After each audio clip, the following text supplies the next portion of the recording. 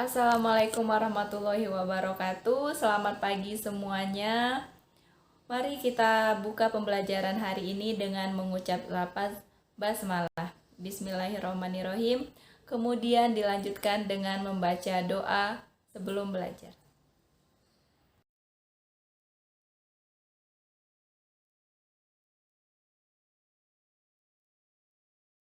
Pada pertemuan sebelumnya, kita telah membahas materi yaitu tentang ukhuwah Islamiyah. Ukhuwah Islamiyah itu tersendiri ialah persaudaraan yang didasarkan oleh Islam. Ukhuwah Islamiyah terdapat dalam Al-Quran Surah Al-Hujurat ayat 10. Manfaat ukhuwah Islamiyah tersendiri ialah menumbuhkan kerukunan dan persatuan antara umat seagama dan sesamanya. Perkenalkan, nama saya Devita Sari dengan NPM 1711010201, jurusan Pendidikan Agama Islam. Baiklah anak-anakku semuanya, pada pertemuan kali ini kita akan melanjutkan materi kita bab 4, kajian Quran Surah Al-Isra ayat 32 dan Quran Surah An-Nur ayat 2 beserta hadis tentang menjaga diri dari pergaulan bebas dan zina. Akan tetapi pada pertemuan kali ini kita fokuskan saja kajian Quran Surah Al-Isra ayat 32 dan Quran Surah An-Nur ayat 2-nya saja ya. Pengertian zina.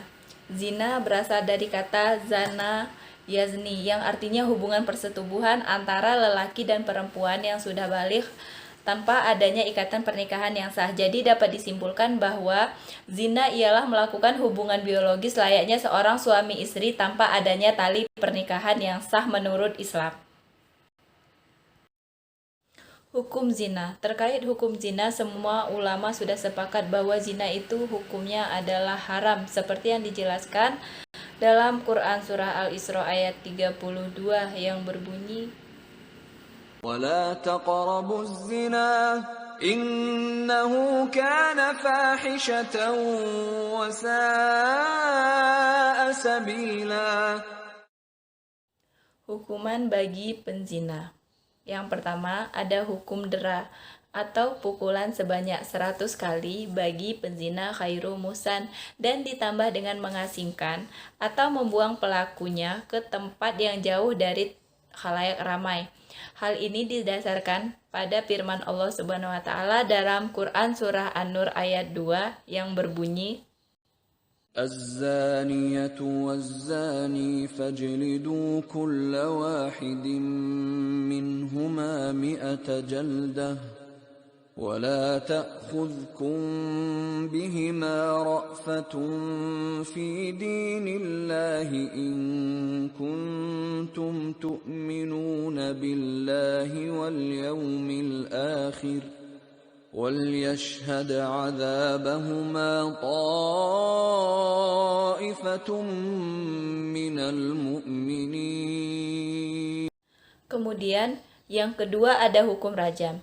Hukum ini berlaku bagi pelaku penzina musan. Hukum ini dilakukan dengan cara pelaku penzina dimasukkan ke dalam tanah sampai dengan dada atau lehernya, kemudian dilempari dengan batu sampai ia meninggal, dan hukuman ini disaksikan oleh orang banyak.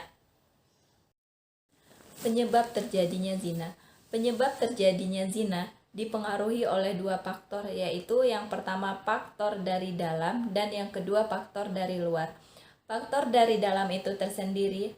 Yang pertama ada lemahnya pemahaman iman dan Islam. Yang kedua bisikan setan, pola pikir, rasa ingin tahu dan rasa ingin mencoba. Yang ketiga lemahnya pemahaman terhadap dampak dari pergaulan bebas. Yang keempat gaya hidup dan yang kelima komunikasi tidak berjalan dengan baik. Kemudian faktor dari luar. Yang pertama paham sekularisme dan liberalisme di kalangan masyarakat. Yang kedua, lemahnya kontrol orang tua. Yang ketiga, menurunnya fungsi kontrol dari masyarakat. Dan yang keempat, pengaruh media massa. Dan yang kelima adalah minimnya sarana pengembangan dan aktivitas remaja. Dampak pergaulan bebas dan zina. Dampak dunia. Yang pertama menghilangkan wibawa, mengakibatkan kefakiran, dan yang ketiga mengurangi umur. Kemudian dampak yang akan dijatuhkan dari akhirat. Yang pertama mendapatkan murka dari Allah Subhanahu wa taala, yang kedua hisab yang jelek atau banyak dosa, kemudian yang ketiga siksaan di neraka. Untuk mencegah pergaulan bebas dan zina, ada beberapa hal yang bisa kita lakukan. Yang pertama, hindari lingkungan yang buruk. Yang kedua, banyak belajar ilmu agama. Dan yang ketiga, tanamkan sikap positif dan selalu berpikir positif. Dan masih banyak hal lagi yang bisa kita lakukan untuk mencegah perbuatan zina. Sebelum kita tutup pembelajaran pada hari ini, Ibu akan mengevaluasi dulu ya, siapa yang bisa memberikan salah satu contoh zina beserta kategorinya dalam kategori zina muhsan ataupun ghairu muhsan. Jadi dapat disimpulkan bahwa zina ialah hubungan biologis antara seorang lelaki dengan seorang perempuan tanpa adanya ikatan pernikahan yang sah. Sedangkan zina itu sendiri hukumnya adalah haram. Dan larangan zina terdapat dalam Quran Surah Al-Isra ayat 32.